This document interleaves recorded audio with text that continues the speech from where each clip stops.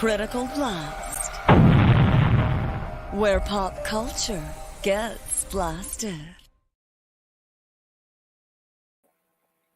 And good evening, everybody. RJ Carter here, Senior Managing Editor at criticalblast.com.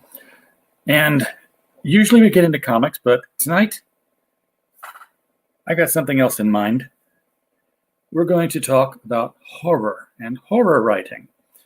And with us, we have horror author Damascus Mincemeyer. Damascus, how are you doing tonight? I'm doing great. How are you?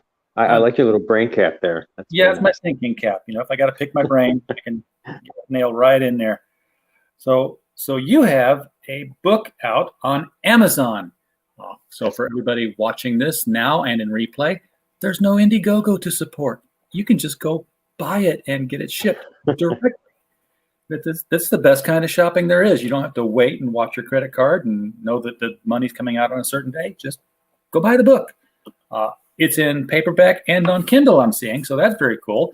That's correct. Let's see, who are you?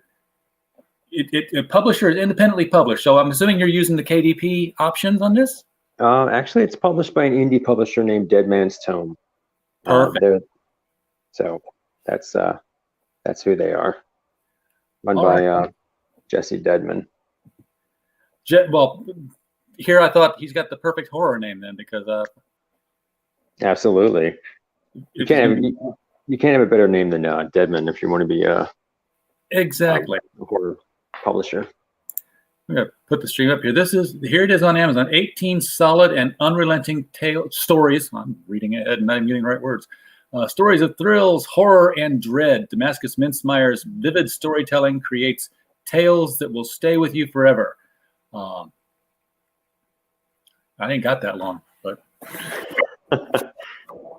it's a fat book. It's 400 pages, so 400 pages. I think you were holding out on us. Oh yeah. So I guess you're a young guy still. Why? Mm-hmm. Why have you? Yeah, he agrees with me, of course. Thank you. I'm young. You're old, dude. No, I think you're doing fine. What drove you to write horror instead of genre or something that really? I've always loved horror ever since I was a little kid. That was like the thing that always that was my primary attraction, I suppose. I was a weird kid, but I was like a monster kid. I loved scary stuff when I was even in grade school. I always loved special effects and vampires and zombies and werewolves and all that kind of stuff. That always really appealed to me. Now, who were the monsters when you were in school? Well, the bullies, other kids. They were the monsters. They were the real monsters. They've always been. Yeah, human beings are the worst monsters there are. Absolutely.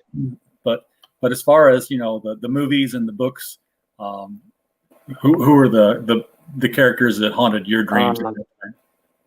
Well, I didn't really find them scary so much as I just thought they were interesting. And but I think my primary ones, I loved the Evil Dead movies. I loved Hellraiser. Wasn't really a big slasher fan. Didn't really like Halloween or Friday the 13th very much. I'm more like monsters in general. I was a big Buffy the Vampire Slayer fan when it was on TV. That was very influential on me. I like that mixture of comedy and horror a lot. Yeah, that was a good mix. He had a good. Joss Whedon had a good run with that. Yes, definitely. It was one of my big influences right there. Was Joss Whedon. Yeah, and Hellraiser, the Pinhead guy. He's just what is his race? I keep forgetting. The Cenobites. The Cenobites. Cenobites. Mm-hmm. It's crazy stuff. I mean, why has you got all those pins in your face, dude? Just pull them out. Does it hurt that bad? You got acupuncture going on here. But was he the only one like that? I mean, was he a race of people who just all looked like that? Well, let's see. In the original movie, there was a group of them, but they didn't really explain what they were. That was what made them so terrifying in the original movie. In later films, they tried to give them that they were from hell and all that. But I think Hellraiser 2 that established that they were one-time normal, ordinary people that were transformed into Cenobites through painful torture, I suppose. Oh, well, yeah, that'll make you do anything. And they all come out when you solve that Rubik's Cube. So Right. I would say if I was never going to solve mine. Yeah, when I was a kid, I used to have these Aurora model kits. Oh, I've read about those. Yes, I've seen Yeah, those. yeah, ancient history books. But No. the Dracula and the werewolf kits, Boris Karloff's Frankenstein, famous monsters of filmland, all that stuff. That's the stuff. The Universal monsters were Absolutely. the big thing. I love the Universal monster films, though. I love the Black Cat was my favorite one, the one with Boris Karloff and Bela Lugosi. Oh, that was yeah. probably my favorite. Yeah, it's what's the saying? Where we stand on the shoulders of giants. Yes. Those were the giants, and of course they look back at Max Schreck and Nosferatu. Nosferatu. Still one of the freakiest films of all time with the technology they had in 1930, whatever it was. 1922. It's almost a 100-year-old film. Good God. You ever seen Shadow of the Vampire? Yes. Yeah, that makes you watch that movie in a whole new light. I still think Graf Orlock, just the visual, that rat-like Nosferatu visual is still, all this time later, still very, very creepy. Yeah, somewhere along the way, somebody got the idea to make vampires romantic. Oh, no. I think I pinned that on Anne Rice, actually. Yeah, she was probably the first, but even when Bela Lugosi was Dracula, he would do the hypnosis thing, and Right. the women called him to a stall. And Lucy Westenra was totally devoted to Dracula, but they also had the excuse that they were entranced and ensorcelled. I think Anne Rice is when it was pretty much like, ooh, he's hot and sexy. I want that. And then they began to get twinkly and sparkly, and we don't even want to think about that because now they're no longer monsters. They're just people with a different diet. So, go ahead. I'm sorry. I was going to say I find it interesting that Bela Lugosi would get fan mail from his devoted female followers. Like he never anticipated that, from what I understand, because he was not a classically attractive man. But he was a sexy guy. Exactly. There were serial killers or vampires. There are always going to be women out there who are going to offer themselves up for that. And guys, but it's just, I don't get it. So the book Where the Last Light Dies, is that I have not opened it up and gone into it yet, but is that one of the short stories that you're taking the title from, or? Nope, that's just a title of the book. I just came up with that one independently of the rest. Let me see. It runs the gamut from there's comedy horror, there's like torture, there's straight up splatter, there's some tragic pieces in there, and the story that you bought for the W No, A Night at Satan's Palace, is also in there. Sweet. That was actually the second of it's actually a trilogy of stories with these two old guys named Stuart and Bruce. They're in their 70s, and they like to go on vacations and get into trouble inadvertently with the supernatural characters they run into. I can't help but see Jack Lemmon and Walter Matthau when I read that story. Yeah, that was a good one. I like it's a shame we can't get them to act it out. That's actually one of my favorites in there. Is Night at Satan's Palace. For people who don't know, that's they stop by a strip club in Las Vegas called Satan's Palace, where the strippers turn out to be demons trying to open a portal to hell. A little bit of Dusk to Dawn, except not vampires, demons, and a totally different objective. Exactly. Now, I notice here on the cover, folks watching, you'll see this little DM here at the bottom of this art. I can't help but notice that those initials are the same as yours. That is my art, yes. I painted the cover. I'm an artist also. So when you say painted, now are we talking digital paint, or is this traditional? The girl, the woman in the skull is actually watercolor and pen and ink. The background is digital. So it's a mixture. It's a mixed media, I suppose you might say. Very nice. You should. Okay, so folks, it's Damascus Undead on Twitter, at Damascus Undead. When you want to commission someone to do your comic book covers or interiors, you might want to work something out with this guy if you're doing a horror comic. I definitely would consider that. So let's turn the page here and get past the stuff that nobody reads, right? So, oh my goodness. I actually opened up a book one time and wrote the foreword. I'm like, I don't know why you're reading this, but I'm going to write it anyway. So we do have quite a bit. Boy, that looks like more than 18 stories. But there's the foreword, there's 18 stories, and then I wrote a post-script section detailing the like behind the scenes, I guess you might say, what I was thinking when I wrote each story. Oh, I like that. Where the Last Light Dawned. Yes. Very good. Going back to the beginning kind of wording. Exactly. So we got One Morning at Breakfast. That's one of them titles that reminds you that the horror can happen in a very mundane kind of setting. I mean, pretty much. That story I don't is even know what actually it's about. I mean, One Morning at Breakfast, it's just rife with potential all of a sudden. I'll say it.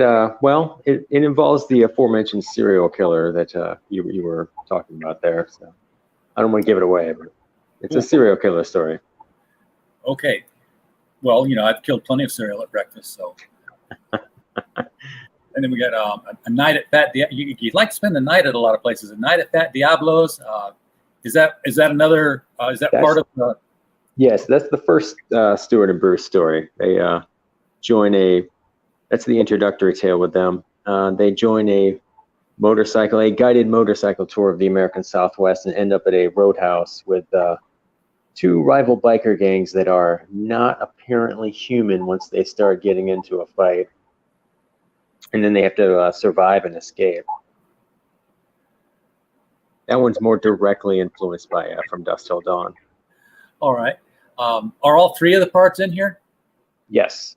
Okay. There's a Night at Fat Diablo's, and the Night at Satan's Palace is somewhere in the middle, and the last story in the trilogy is A Night at Shugga's Premiere, which is a bit more Lovecraftian. Yes. I love Shugga and Nyarlathotep, all of those guys. Yes. H.P. Lovecraft is probably my favorite writer of all time if I had to pick.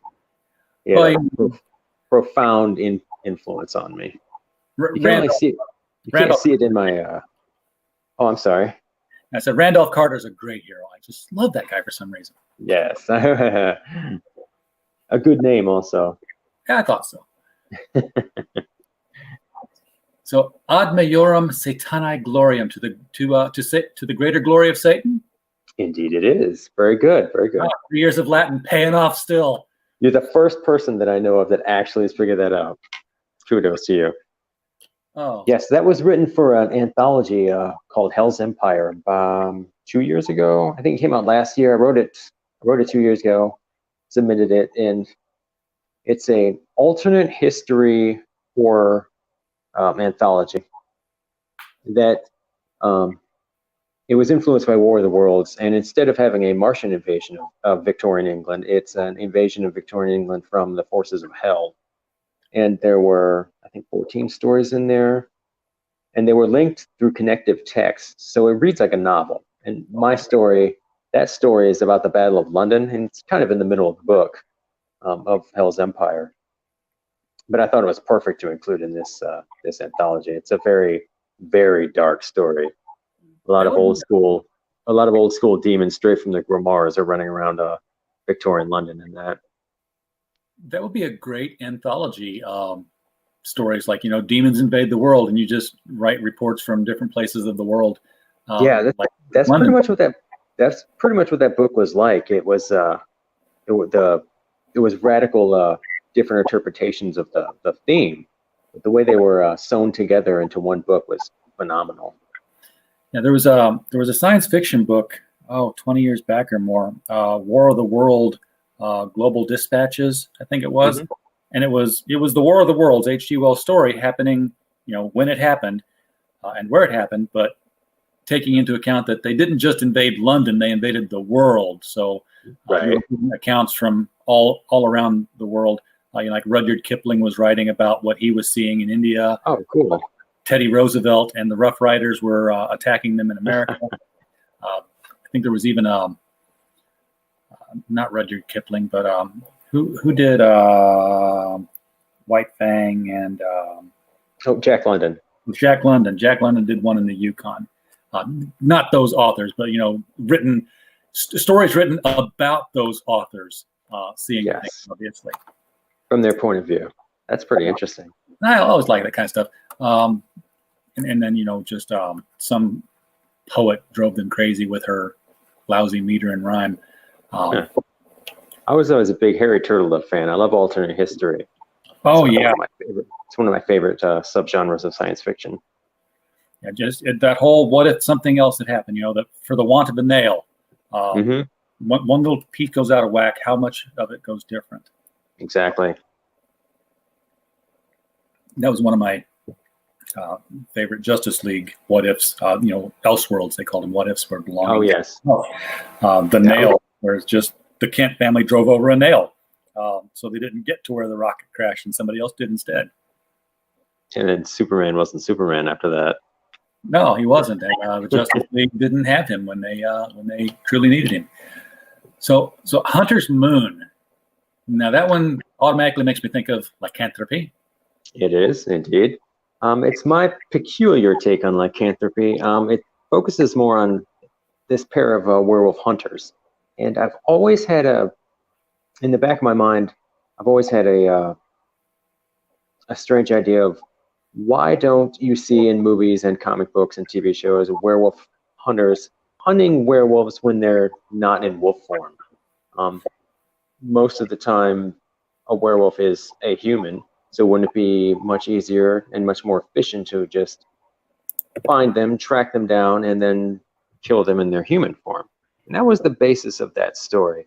These two werewolf hunters, they belong to a society called the Lovek Society that is responsible for hunting werewolves. And they come upon a family, they've been stalking them, and they kill them, except that one little girl escapes. And this werewolf hunter, he doesn't see the wolf, he sees the little girl. And he is determined to try to save her so she won't get killed, and that's the genesis of that story.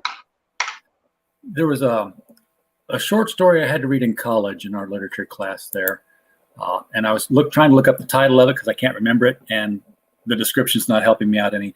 But it was one of those stories where the female recognizes that the male, there's something off about him, and she talks about how he's getting up now from sleep, and his body's changing and morphing into something horrible. He's becoming the monster. And spoiler alert, since you can't find the story anyway now.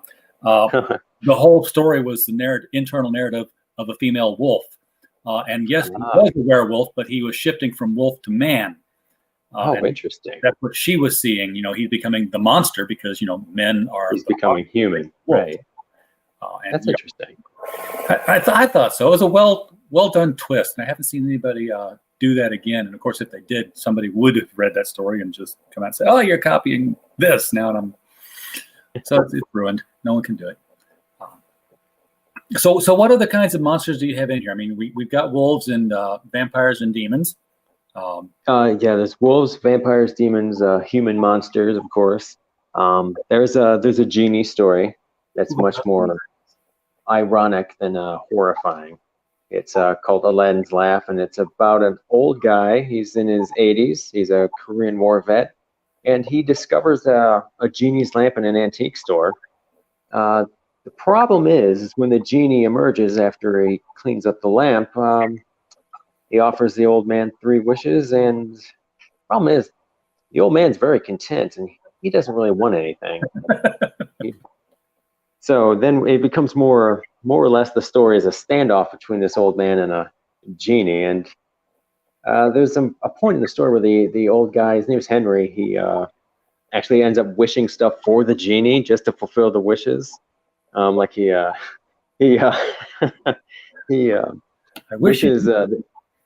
the genie sees a Victoria's Secret commercial on TV, and he's like, oh, and the old Henry's like, well, if you want one, I'll wish one here for you, and he wishes a model into the house, and he like leaves the genie and the model in the living room. He's like, okay, I'm going to bed. I don't need to see whatever you two do.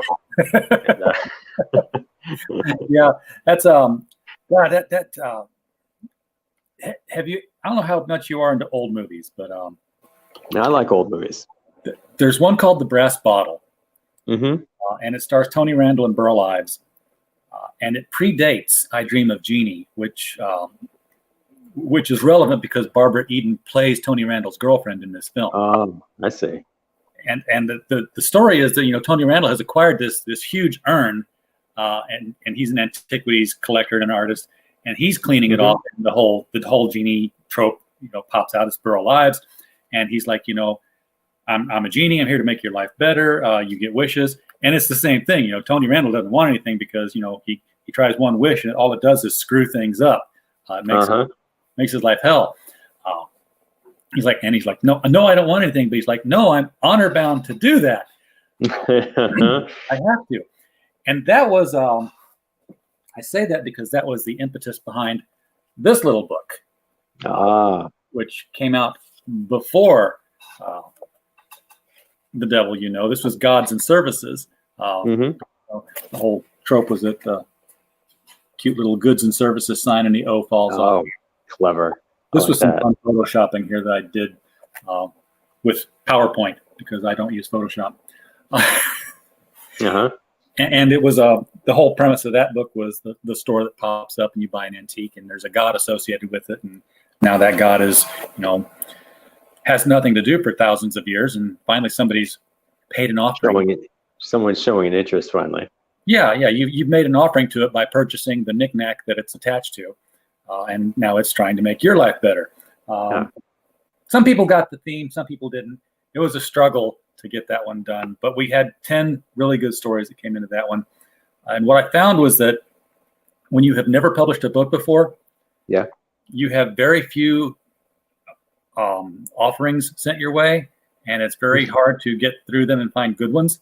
I think we probably had about 40 stories sent for Gods and Services, and I picked 10 good ones. And then when we did The Devil You Know, I'm like, well, okay, I know what happened last time. I'm paying the same rate.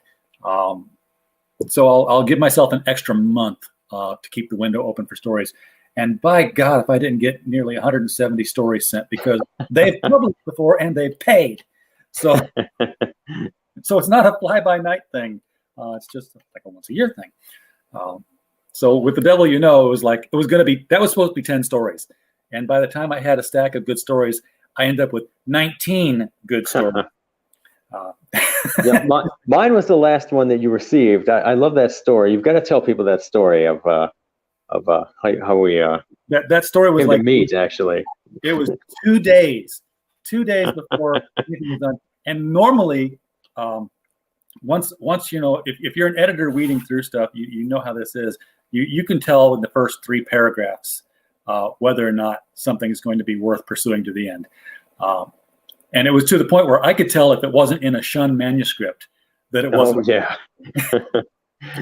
was like, and we're just starting right up with the title? No. and then 2 days before the end of the period, it was like, I don't have to look at these anymore. They've kind of petered off anyway. I get this story in. I'm like, okay, well, I'm honor bound to read the first 3 paragraphs. And damn it, if I didn't make it all the way through it, I'm like, I've got to put this in there. This work. And I emailed you back, and my whole greeting to you was I was cursing you out. Yes, pretty much. Yeah. Damn it, the funniest. Done. That's the funniest email I've ever received in my life. I kid you not. Well, it was. Oh my God. Well worth the expanding the book size and it went with it to include that in there. I thought it was a good one to. That ends the book, doesn't it? That was the last. It is. That's the last one, right? I mean, I didn't put them in received order, but it was the last one received, and it was just coincidentally how I wanted to bookend the book. Speaking of which, look over here in the sidebar. We're getting references to the devil. Oh, You wow. know. Oh, wow. So one thing you can do, and I was going to show this on your page. I'll go back to that, to your author page. You only got one book on your author page. Yes, so far, yes. I Yeah. still have to. There's, I think I'm in 16 anthologies. I still have to. Oh, you got to add them, Yeah, I still have to link those. Still have to add those. including this one. Correct. Including Absolutely. Absolutely. So let's see if I can go back and get right back into the book where I was. Nope, it's going to close it out on me. So I'll just get back into it. I don't know if I want to read. I could. You might be better at the reading than I would if you wanted to read one. Or even read. Perhaps I will. You know, perhaps I will. Just a Take your short flash fiction one in there. Take your pick and go for it. Okay, hang on. Let me see. We're going to have some live reading from the author here. And I'm going to take this off of here so it's not distracting anybody. All right. There's a flash fiction one in here. It is called And Then There Was the Word. I swear we made it up. No one will believe it now, but that's how it began. As simply as a couple kids playing make-believe. Deke and I would hang around the bar just off the university campus, drinking what we could scrape up enough money to buy, hopelessly trying to hit on women. In that, at least, Deke had something going for him well before everything got out of hand. Looking back on it now, I can see the first inklings of what it was to come, that charisma he'd used to talk girls into dropping their guard, then their clothes, all for little more than sport. Admittedly, he was the better looking between the two of us, but there was something there, je ne sais quoi Deke possessed that I didn't. But a little charm didn't mean he had to go reinventing himself as the new multiversal messiah, even if that was how it innocently began. I can't remember which one of us first came up with the idea of the word, but I do remember the night it came into being. We were at the bar, in the midst of a lager-fueled haze, when a television news item came on about a big-wig mega-preacher who'd been indicted for fleecing his flock for millions of the devoted dollars. Just seeing the man's smugness as he gave a legally forced apology made me boil. It's disgusting, I said, abusing the faith and goodwill of others like that. Deke laughed. You can't blame the guy for seeing an opportunity and taking it, Kurt. It's dog-eat-dog out there. If you stand in line for your turn, you may not get one. It grew serious then. Look, all belief systems are essentially the same. A message of hope intertwined with a message of doom. Anyone can come up with some variation of it. No divine inspiration required. I laughed. That's beyond cynical, even for you. Cynical, but true. Deke took a sip of beer. All it takes is someone with a vision. And if you get enough people to believe in that vision, it becomes irrelevant whether there's someone upstairs telling you what to say or not. Then it's all money, power, women, and sex. Lots of sex, he grinned. Anyone could do it. And that was the seed of it right there. Anyone could do it. So we did it. Not overnight, of course. No, it took a while to write the word. That's what Deke called our neophyte religion's holy text. The word. In truth, it was a hodgepodge of every faith we could think of. A little fundamentalist dogma, some Hindu chakra karma chameleon flair, a dash of obscure occult mumbo-jumbo for good measure, all pulsed in an esoteric blender. The result was such a joke we were sure nobody would buy into it. But of course, we were wrong. Deke started pushing the word, spreading our invented inspiration passage by passage on social media, pretending we were translating some lost text from an ancient people we'd completely fabricated. It was ludicrous, but it wasn't long before we had our own promotional website that started getting serious traffic. And it was around that time that Deke started acting like the guru he'd always wanted to be. With some of the profits we made selling the word, we bought a small farm near San Jose that became ground zero for the dawning of the new age of humanity, complete with a commune stocked with the essentials to support the spiritual growth of our first few college-age converts, free-flowing booze, weed, women, and sex. Lots and lots of sex. But there was a snowball effect after that. The word became an international bestseller, and soon the commune turned into a mansion, then two. Then a yacht and private plane, tailored suits and trips to exotic locales, audiences packed convention halls, auditoriums, stadiums even, just to hear us speak. We constructed a sleek, high-tech temple just to accommodate the clamoring, weeping masses who'd make the pilgrimage to catch a glimpse of Deke, reciting verses we'd laughingly cut and pasted together, secure in their belief that they had a straight line to an otherworld that didn't exist. Suddenly, Deke was Elvis, the Beatles, Muhammad, and the Pope all at once, and he reveled every minute in his role as 21st century savior. It It wasn't until I saw online reports about earthquakes in Tokyo that I wondered what we'd done. I'd been so wrapped up in everything, well, wrapped up in getting as late as much as possible, that I didn't see the news until it was too late. A message of hope intertwined with a message of doom. That was the basis of Deke's creed. We'd stolen bits of the hope for the word and faked a bunch of the doom too. Every religion had an apocalypse, so why not ours? Earthquakes in Asia, oceans turning to blood, crumbling cities smothered in radioactive smog, nothing we hadn't cribbed from 100 Godzilla movies, until they started occurring, that is. Each one in its turn, and with every happening, more and more people in the world over, turned to the Word to explain the mysterious event, to give them guidance in their time of tribulation. Now there's 500,000 believers outside our temple walls, begging to be let in, pleading to get to the other world before this one expires, with millions more around the globe praying for the same. And every second the sky grows darker, and I can hear the locust light gnashing from the tentacled beast we dreamed up as they burrow from the crevices deep within the earth, intent on swallowing every last soul into their infinite darkness. And those people, bereft of hope, look to us for help, unknowing that there's no help to give, unknowing that we made it all up. I swear we made it all up. Wow. that's cool stuff. That's that plays on that trope of, what am I thinking of? The collective belief. Yes, exactly. It's like, and by like I mean it's just playing on the same theme.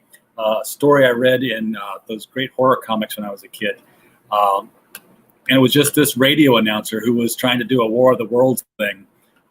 Right. On Halloween night, he's just talking about the creatures are outside the door. I can hear them scraping at the door, and then there's a scraping at the door because he's got like 1.5 million listeners who all believe it. And right. And they're exactly. And there's one other thing that it reminded me of as well, not story-wise, but real life-wise. Are you familiar with J.R. Bob Dobbs and the Church of the Subgenius? I've heard of it. Yes, I've heard of that Church of the Subgenius. Yes, we have an interview on their documentary just a few weeks back. It's interesting because they were just these guys in the '60s who made it up.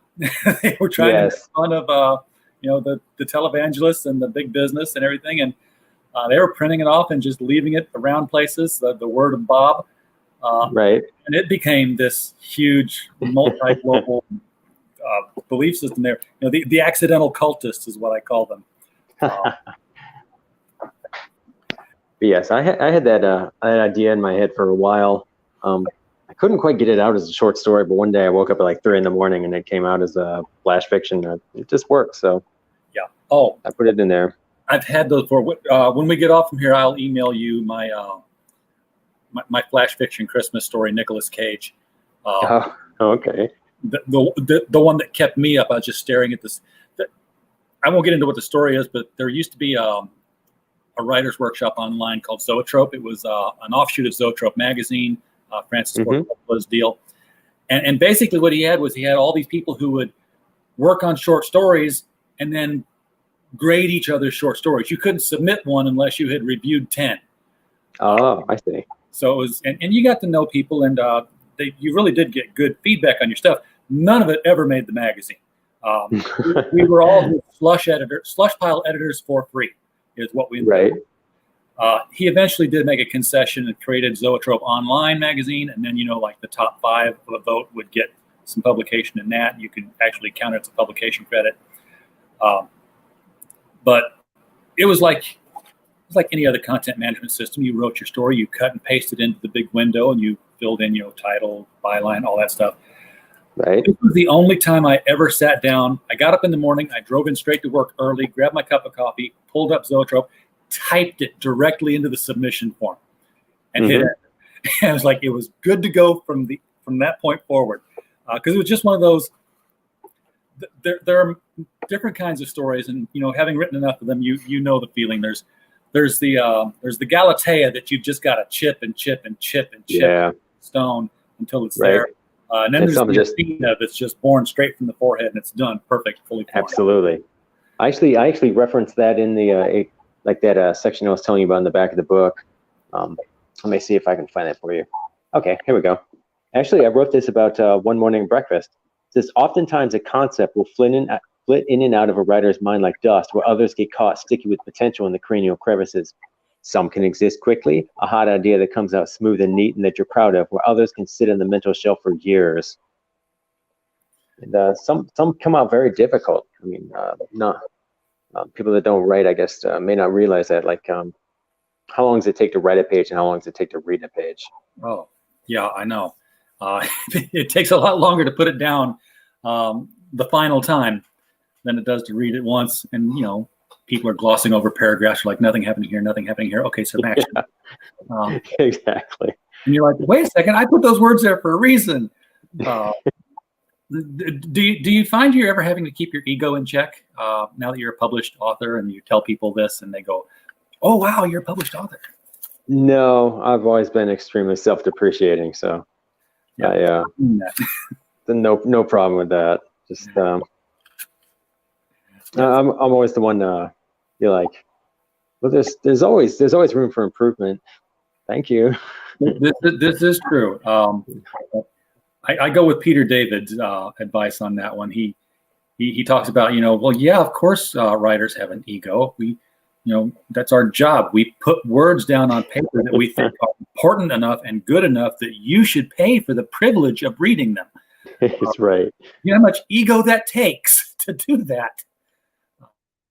Still one of the best comic writers ever, I think, Peter David. Absolutely. His Hulk run will hold up. Oh my God. Absolutely. Forever. Was over 100 issues, I think, if I remember correctly. And I'll tell you what, his Hulk novelizations, and I don't know if it's because Marvel editors got less involved in the process, they're even better. In fact, I've got some signed stuff from him, but I've got paperback. It would take way too long for me to dig it out if I were to look for it right now. I've got a paperback of Return of the Swamp Thing. Oh. The movie novelization. Man, the book was phenomenal. It was just this wonderful, great story. And I told him that, and he's like, yeah, I've had several people say, read the book, ignore the movie. The movie sucked. Another example of him doing that exact same thing was he wrote the novelization for Batman Forever. Right. And that was a good Batman story.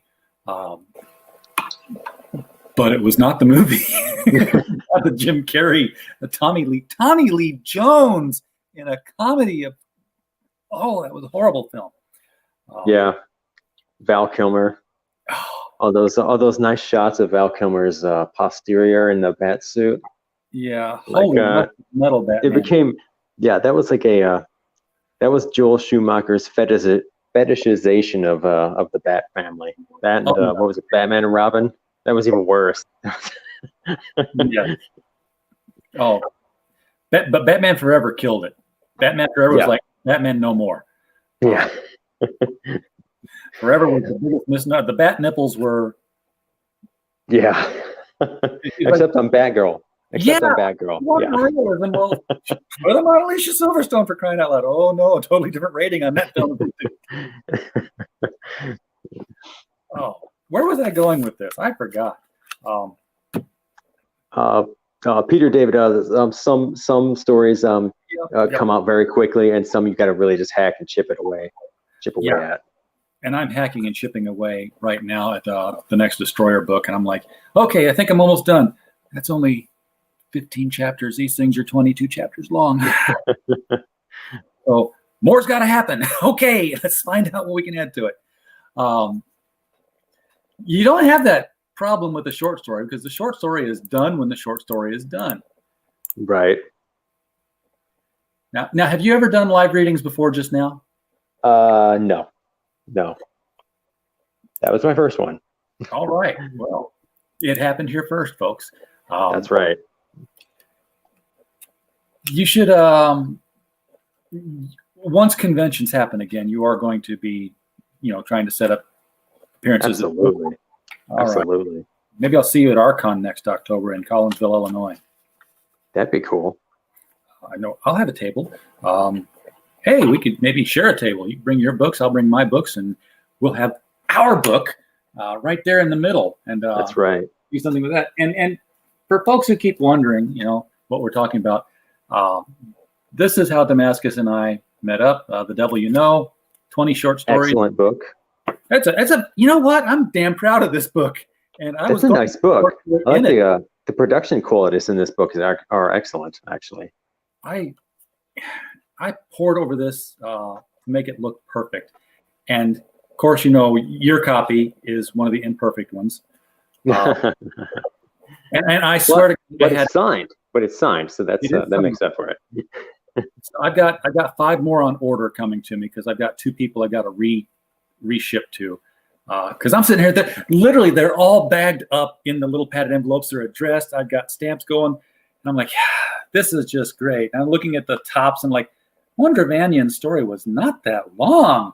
And then I'm finding out, I was like, oh crap, 2 stories in here kept the header past the header. And I literally just went all the way across the basement with the thing. I was so angry because I'm a real perfectionist. This whole thing was meant to be, because I have ego, was meant to be a vanity project for me. All right. And I didn't get around to it because I was so busy reading and enjoying everybody else's stories that mine didn't make it in there. Of course. The shoemaker's kid goes barefoot, right? Exactly. And my short story that I've been starting working on from years and years and years ago was The Devil You Know. And it was the whole interview with the vampire kind of theme going on here where, he's, the writer's been called to sit down and get the greatest story never told from someone, and it turns out to be Lucifer. And there's no bones about it. He's like, we'll save a whole lot of time if you just believe me right now. And the way he says it, I do. But he just goes on and gives the history that we never got. Right.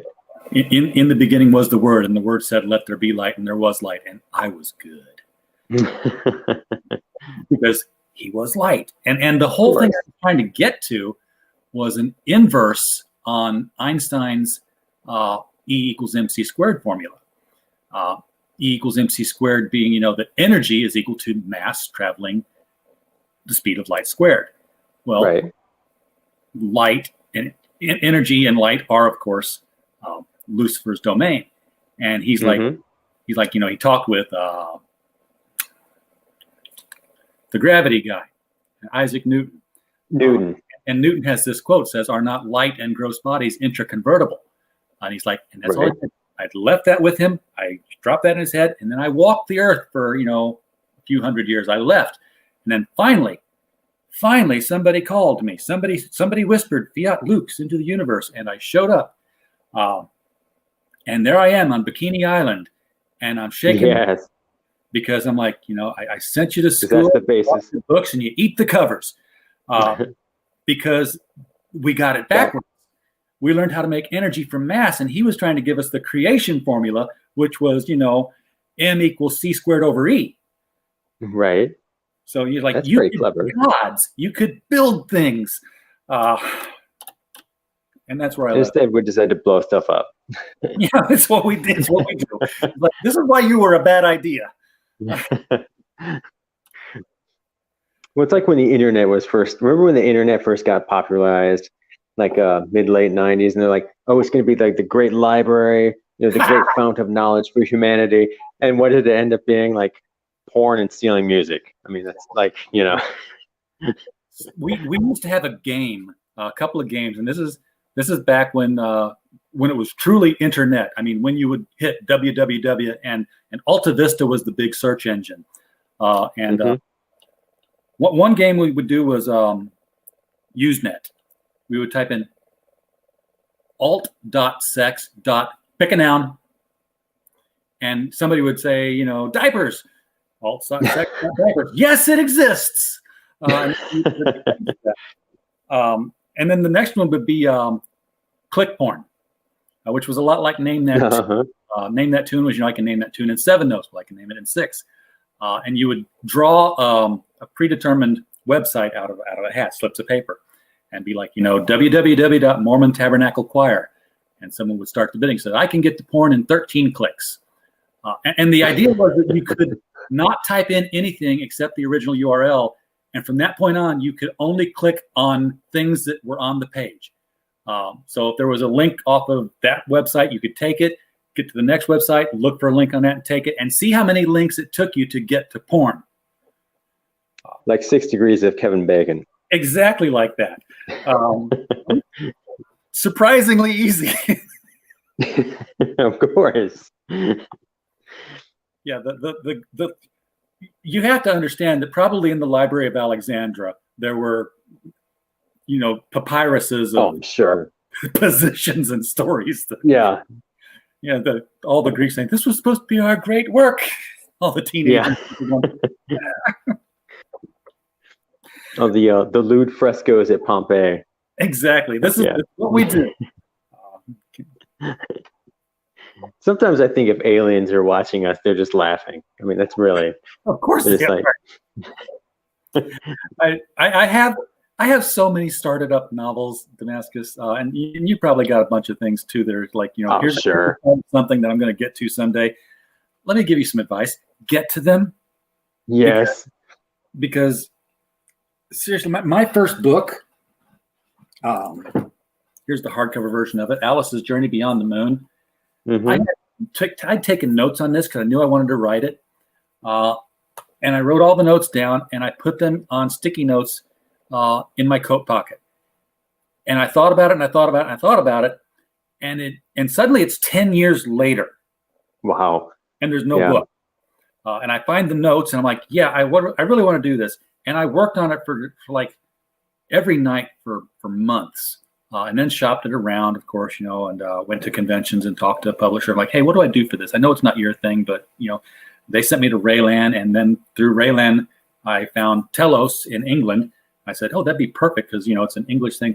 And they bought it. I was like, and there's no feeling in the world like that first letter you get from a book publisher. Oh, yeah. I'd like to buy this. That's right. I don't care how small they are. You sold it yes. to an editor. That's your sale. My story, Aladdin's Laugh, was like that. The Genie story, that was my very first sale. My first show. And it was like mind-blowing. So it's like, yep. It literally puts your brain, your life on like a separate track or something. It just pops that cherry and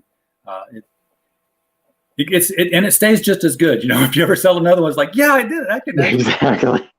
Every single time you get like the acceptance email, it's like, yes, there's another one. And again, I was doing something like that and I forgot. But you were talking about get it published, get it out there, get it done, get it out there, get it done, and just started up stories that you sit on and you don't finish because I've got those. I talked about the Alice one. We talked about the devil, which I didn't get done. I've got others. You're talking about aliens. You were talking about aliens laughing at us. Right. Yes. And I didn't have a title for this story, but it struck me that, if aliens did come to Earth, it stands to reason that if we haven't gone to them and they've come to us, they have far better technology than we have. Right. They have greater learning than we have. Therefore, there's nothing we have that they want. So why are they here? and I took it down to a global level, which is actually smaller in this instance. And I thought, well, we have places on Earth that have no technology and no resources and just people living there. Who goes there? Tourists. Missionaries. So I've got this flying saucer landing in, Central Park, and it's basically the equivalent of, these little green men coming out and the crowds around them, like, in total awe. And the only thing they've got to say is, have you accepted Zemu as your personal savior? Let him out because we're backwater to them. The bigwigs on their planet, they've got resources, they've got money, they don't care about us. It's the missionaries of their planet that want to go that come to help us because we're so, disease-ridden and war-torn. I always thought it would be funny if my take on aliens visiting us, or say like say if they in Roswell, they were like technology usually advances. Human technology has advanced quite a bit since 1947. Yes. But every time you see space aliens in the movies and stuff, their technology never seems to change. So I think it would be funny, like to do a story where the aliens land at Roswell, and that was like they were scouts. So then aliens land now, and they've only got the information they've gleaned in 1947. So they still think that it's like 1947. And I thought that would be kind of interesting. And then when they on him. Yeah, exactly. I've wanted to see a Star Trek story that explains why they went from touchscreens to toggles. To put the original series into like a timeline canon. And I thought, he's like, why don't we just, got like really tired of touching glass all the time, and we just went for the aesthetic of buttons and knobs. Right. So that's why there were flip switches all over the Enterprise during the Kirk years. But yeah, the speed of technology when applied to things like space travel, that was a really great story I read about Earth was launching an astronaut to Alpha Centauri, which is like 200 light years away. Right. And he was going to go into a cryogenic sleep because it was going to take him like 200 years to get there at the speed of light.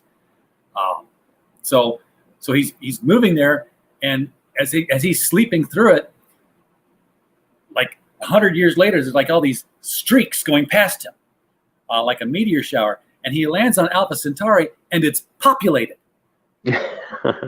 Because in 100 years, we found faster ways to get there. So we're on the other end waiting for him. He's technically the first one we launched. He's the last to arrive. Just because we kept searching for better ways to do it instead of sitting around waiting for him to land there and let us know he made it okay. It would be nice of you to grab me in the stream and just save me 100 years or so. But I don't know, twist ending stories like that have always been my favorite. The O. Henry kind of thing. I'm a big fan of those. A lot of my stories have the twist endings to them. I like that a lot. I loved the original Twilight Zone series. It's probably my favorite TV show of all time. Oh yes, and short stories are just perfect for that. I mean, yes, unless you're M. Night Shyamalan, you can't pull off the twist ending on a long form. It just doesn't work. And I've begrudgingly allowed him back into my life now, because he brought back Unbreakable and did that whole trilogy. It's like, okay, well, I've got to finish watching that. But I got mad at him after The Village because he lied to me in the film. It's like, I don't care if you trick us into a twist, but don't lie to us outright and put a wrong date on a tombstone to tell us that this is actually this particular year in time. Because now I don't believe you. Are you working strictly pretty much on short stories? Is that sort of your groove, or do you want to do the novel someday? I actually have a novel that is completed, and I'm shopping it around. It's called By Invitation Only. It's my attempt to turn what you were talking about, the paranormal romance, the vampire story, to turn that on its head, to make them scary again, but also to have some fun with it. And I add a lot of comedy to it. It's about these three stoner teenagers in a small town in Colorado, and one of them gets inadvertently turned into a vampire. I can't really say how, because inadvertently. That reminds me of Evil Ed from Fright Night. Yeah, kind of. I do love Fright Night. Yeah, but and pretty much there's wackiness ensues, and the antagonist is a group of evil vampire hunters that want to not only kill them, but also they view vampirism as a disease, and they want to kill everyone in town because they think if one person gets out, then they view it like a virus almost. Like they have to quarantine the place and kill everyone in there, and it becomes a battle between the two factions. And I put a lot of wacky supporting characters in there. There's a guy named the Howitzer. He's the local football quarterback at the high school, and he always refers to himself in the third person as the Howitzer. And he's always like, the Howitzer does this, the Howitzer does that. And there's another supporting character is a crack-addicted English paranormal investigator named Leonardo Dystat. He knows all the paranormal. He's like imagine Peter Cushing if he was doing lots of drugs. Let's put it that way. Cool. I did a short story on vampirism where I tried to do a similar thing, making monsters again, but Right. going back to the beginning of our conversation, the biggest monsters in the world are human beings. Exactly. So I pretty much said, what if vampirism was a lifestyle choice? And it's all first person from the vampire's point of view, but the vampire is just this guy who decided that he's going to become one. He's going to drink blood and live the life. And it was a very profane story. I got a lot off my chest doing that because everything he says, this one went through the zoetrope process. And one of the really good writers there that read it came back and said, if I were you, I'd make this guy even more perverse than what you're doing. So I'm like, okay, so 10 F-bombs wasn't enough. Just throw them out right and left. So he's talking to somebody that you don't see until the end of the thing. And he's like, so I got my ass kicked last night by a couple of goths in that club over there across the street. It was my own fault, really. I mean, there they were, two guys and a girl, I think it was a girl, sitting there drinking whatever the fuck it is that goths drink, decked out in black leather and white makeup. And I got to thinking, Jesus Christ, you look like a depressed troop of biker minds. Turn off the Marilyn fucking Manson, take a Prozac, and come join us in the real world.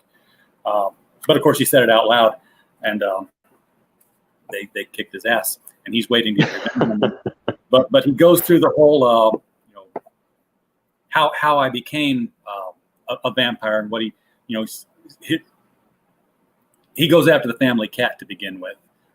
So he bites the family cat and kills it. He's like, there's nothing like your first taste of pussy.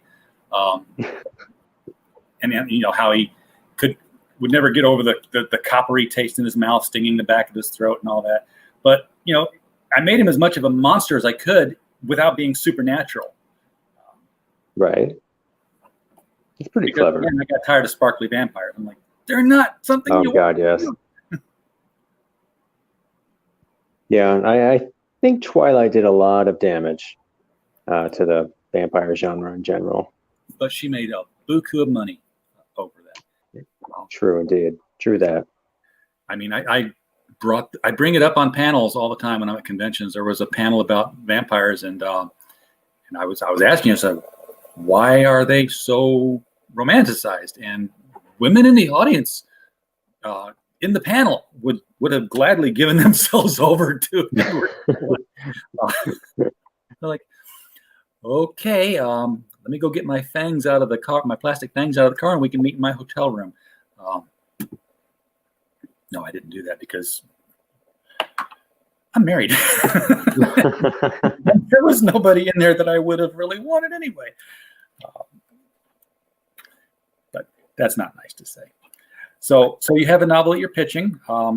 Correct. You know where we are. Yes, that's right. But once that's out of the way, then yeah, we can we'll take a look at it and see if it works for us. Chances are good that it probably will, because I've already seen you work, so you got to track with us. Any more short stories coming out? Let's see. I don't think at the moment. I've got a bunch out there that I've submitted. There's some on some short list for some anthologies, but I think I can't even remember how many's come out this year. I remember one time you made a comment. You're like, "How many have you had? How many books have you had come out this year?" And I think this year it was 6 or 7. Last year it was something like I think it was 9 or 10 last year, and then this year was like 6 or 7. So it's been hopping with the short fiction quite a bit. Well, I want to remind the folks in the chat and the folks watching on the replay that the link to Damascus's book is right there below the window. It's in the description, very first line. The link will take you right to this page where you can take a look inside, read a little sample of the work, and then get the thing, for crying out loud. And let me tell you something else. When you buy a book off Amazon, if you like it, go say something on Amazon about that. That's right. Leave a review. Leave a review. Amazon has, it's not a dirty little secret, but it is a trick that most people don't know and a lot of authors don't know. So I'm going to drop it here for you now so you know how to help your authors out. If you get 50 reviews on a book, that is the magic number when suddenly your book starts showing up on other people's book pages. Not with the other people have bought this book, but with the books you may like list here. That's how, that's when Amazon says, okay, these books have had lots of reviews on them. You'll see these have all way more than 50 reviews on them. But that's what qualifies your book to be recommended by Amazon to people who read in that genre. So that's a huge help to your authors that you like. We hope that we're authors that you like. So when you pick up Damascus's book, go out there and give it the recommended number of stars that you think it deserves, and leave comment. Don't just leave a star on it. Actually, put a few words into it. Give it some thought. It's even good. Even if you don't like it, just leave something honest. I'll say the same thing for The Devil You Know. If you don't like it, just leave the stars. No, I'm kidding. 5-star period, because I know you've got to be doing this because this is your first published book. That's all yours. You refresh and you refresh and you refresh. You're like, I'm 45,112 in horror literature. Yeah, actually, I did that this morning. Yeah, which is actually pretty good. Wait until you find out how many books are actually in the system. Yeah. When you drop to the bottom after 6 years or so, you're like, wow, that's a place. And then realize that you're actually tied with a bunch of other people in that same spot. So it's a low and wide place on the chart. And I will sometimes always pick. You're allowed to pick two? Are you allowed to pick 3 subcategories? Yeah, I think so. I think so too. The third one, I'll always try to pick something that's very narrow and esoteric that nothing ever comes out in. So it'll be like, well, I'm number 1 in horror involving demon erotica, which is actually probably not esoteric enough. There's way too many things in that one. But that being said, yeah, you just to get one that you're going to get a high number in. So follow the link, get out there and get Where the Last Light. Not Where the Last Light Dies. Yes, it is Where the Last Light. Yeah, Where the Last Light Dies. That's right. I actually thought I was wrong, and I should start telling myself some more. But I've lied to myself so many times now that I've lost trust in myself. And then if you scroll a little bit further down the description, you'll be able to find The Devil You Know, which will also have a story by Damascus in it. Never mind the fact that it's already in this book that you're going to There's lots of other good stories in The Devil You Know, too. That's a good book. There's a good selection of stuff in there. It's a really good book. And I might have to get my story in the next one. It's going to be a toss-up between The Devil You Know and Jehovah's Witness, which is God on trial. And the only witness he can call that can actually clear him is going to be Lucifer. Oh, the irony in that. Yes, well, they know each other well. I'll tell you about that one more when we're offline, because I don't want to be telling too many stories that I haven't written yet, or otherwise people have no reason to buy them. Exactly. So with that, we're going to close it out. We thank you all for watching. Can I give a couple of shout outs first? Yes. All right. I'd like to give a shout out to some of my friends. They've been supporting my book here. I'd like to give a shout out to my friend Kim and Emily and Lady Dominion and my friend Heather Burge and Vidame and Becky Nairn. I wish they would have been here. Yes. We could have had some fun in the chat talking with them. Yeah, I mean, the friends that support us in our work are very important to a writer who's just getting started, because otherwise you need the push, you need the support from people, because yes, you do. They're reading your stuff without buying it, and they're giving you feedback, but there's still nothing like that first review from somebody you've never heard of. I know. I'm still waiting for that one. All right, chat, you've got your task. Buy, read, review. Appreciate y'all for coming in. Damascus has been Thank you. having me on the show. Can't wait to do it Thank again. you. It has been fun. Yes, I cannot wait to do it again. It's been very much fun. Well, we'll get another horror movie under our belt here and see about getting the cast and crew on for an interview and how you run that. All right, that'd be great. All right, and if you haven't seen Damascus pull that off yet, look up our review of They Reach, which had that cast and crew on here. We had fun with them in our chat. Yep. It's in the playlists under interviews. Go check it out and just play them all. Play the whole interview playlist. Mute it. Close the window down. Go to sleep. Let it play all night. We need the hours. We appreciate it. Thanks, guys.